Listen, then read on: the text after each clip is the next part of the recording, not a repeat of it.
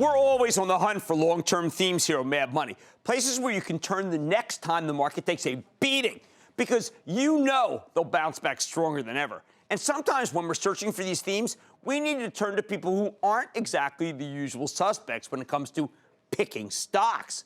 Which brings me to Danny Meyer, the famed restaurateur, author of Setting the Table, and expert on the subject of hospitality. Normally, we only like to listen to picks from stock guys. But way back in February of 2009, Danny came on the show with a brilliant idea. He said companies that connect with their customers and make them feel comfortable would do better than those that don't. Now, at the time, Danny gave us a list of companies that he thought understood the hospitality quotient.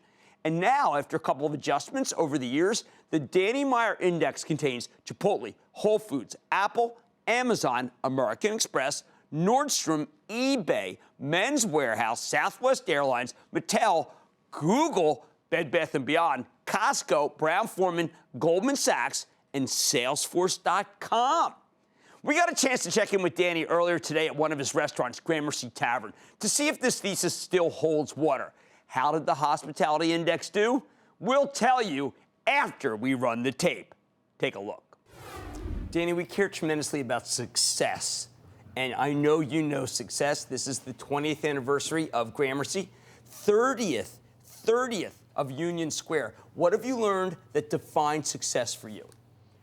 First thing I've learned about success, Jim, is don't believe in it. The minute you think you're doing such a great job, you got to go in there and do better, because there's always someone out there who wants to eat your lunch. And so what we really try to do is to become the company that, if only it existed, would put us out of business. Well, okay, then if you had to start over, would you do it the same way? I would never, ever do anything different. Really? So this is it? I think it's really critical to learn from your mistakes, and we make a ton of them every day. They're the greatest renewable resource on earth, mistakes. But you know what? 10 years between opening Union Square Cafe, restaurant number 1, and Gramercy Tavern, restaurant number 2. No one waits that long these days, but I wouldn't do it differently, because those were the 10 years where I really got grounded, learned our community, learned what it meant to run an employee-first business, and really learned to take care of people and understand what hospitality meant. Is hospitality now across all the different Danny Meyer enterprises? It better be. It better be. I think that whether we're serving barbecue or black truffles or burgers, the way you feel when you leave here better be a little bit better than how you felt when you first got here. Well, when I started going to Danny Meyer places, I expected to see Danny Meyer, but I'm in my Shake Shack in Philadelphia. I can't expect to see Danny Meyer there, or all the many different places you are now. And I want to tell you that a mark of my leadership would be that you shouldn't care. I think that the people who take care of you at any of our places do a better job at whatever their job is than I possibly could. Has technology made it so that there can be more than one Danny Meyer? Technology is a huge player in all businesses, but in the hospitality business, it's given us a chance to virtually be in more places than one. We use OpenTable, obviously, in all of our restaurants. And you're I'm a board member at OpenTable, so just want to make sure everybody understands that. But what OpenTable does is it gives us a chance to know who's dining in all of our restaurants. It gives us a chance to remember in case we forgot, the same way people use Google all the time. Where you like to sit, what your favorite dish is, who your favorite waiter or waitress is, what your favorite wine is. And in a certain sense, that's what I did for 10 years on the front door of Union Square Cafe. And now I can do that from my iPhone wherever in the world I happen to be sitting. There's a lot of new technology in the restaurant business. I have a restaurant these days, and I know there's breadcrumb. I look to see how I did every morning. Are you competing with me now? Yeah. Oh, yeah, definitely, 1-to-1. But there's also a new app where if you have an empty table, people can bid lower and say, listen, we'll pay 80% of a bill for that table. Is that something I'm ever going to see at a Danny Meyer place? I don't think so. I think that we've always been about trying to add value rather than trying to give you a discount. And I understand that there's lots of restaurants that bid for your business by giving you the same for less. We want to give you more every time. Now, one of the reasons why I wanted to get to that point is that you developed an index of companies that you said give you more for less, treat you hospitably. It's been remarkable. So here's the hallmark of all these restaurants. They are companies that are led by a culture. They're companies that want to make more money than any other company, but they do that not by putting the interests of their shareholders first, but by putting the interest first of the people who work there, then the people who do business there, then the communities in which they do business, and then their suppliers. And they realize that that virtuous cycle, which we call enlightened hospitality, creates a much more sustainable profit model. So you say the employee first, the person who works with you first. Absolutely. We're in a day and age where, look, human beings have always been tribal creatures. Right. We used to segment ourselves based on religion or politics. Today it's where do I work?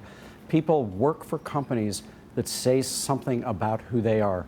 And we're obviously not big manufacturers the way we used to be. So our capital is human capital, and how we make people feel and who we put on our team. Same in sports, same in restaurants, same in financial companies. It works every time. But you've written a fantastic book that I've called the best business book of our time, Setting the Table. You have also been very open in your philosophy. Why have not more companies not adopted your view, since it obviously produces superior results even in the stock market? I have absolutely no idea. I'm happy in the restaurant business that more don't do it because it makes our lives a little bit easier. But at the end of the day, I think that there are people who really are so greedy that they think the way you make the most money is to first think about the investor. That's what Adam Smith said. I think the best way to think about the investor, the best way to be selfish for the investor, is to think first about the people who work on your team, because the guest experience, the customer experience, will never, ever rise to a higher level than the employee experience, ever. Danny, right now there is a big restaurant chain that many of us are familiar with, which is Darden. That's Olive Garden and Red Lobster. They are actually under attack from shareholders who feel they're not doing enough for shareholders. What do you do if you're under attack from your shareholders for declining comparable store sales? Is it mean a change in management, a change in the way you handle employees, or are some methods of restaurateuring out of fashion? Well, I think for one thing, Darden is a great company. They've stood the test of time. So I've got confidence that they'll get this thing figured out. However, I think that a lot of their restaurants play in what's been a really, really tough segment these days. The casual restaurant segment has been squeezed. It's been squeezed by the economy. It's been squeezed by fast casual, which has found a way to deliver really good food at much lower prices. And now it's even being squeezed in some senses by what we call fine casual, which is the segment that Shake Shack plays in. Right. So, but I think they're going to figure this out. I want to thank Danny Meyer, CEO of Union Square Hospitality Group. As always, Danny, thank you for your lessons. Thank you for your wisdom. Thanks, Jim. Okay, so are you curious about the performance of the Danny Meyer Hospitality Index yet? You should be. Take a look at how well these stocks have performed. Now, Meyer's an excellent businessman, but he's no Wall Street insider or hedge fund manager. All he did was figure out what each of these companies was doing right. The same thing I preach every day here on the show, finding long-term themes to invest in. Since its creation in February 2009, the Hospitality Index has given you a whopping 375% gain, crushing the S&P 500, which is up 129% over the same period. Looks like Danny's thesis was dead right, and there's no reason you can't do the same thing too. Stick with Cramer.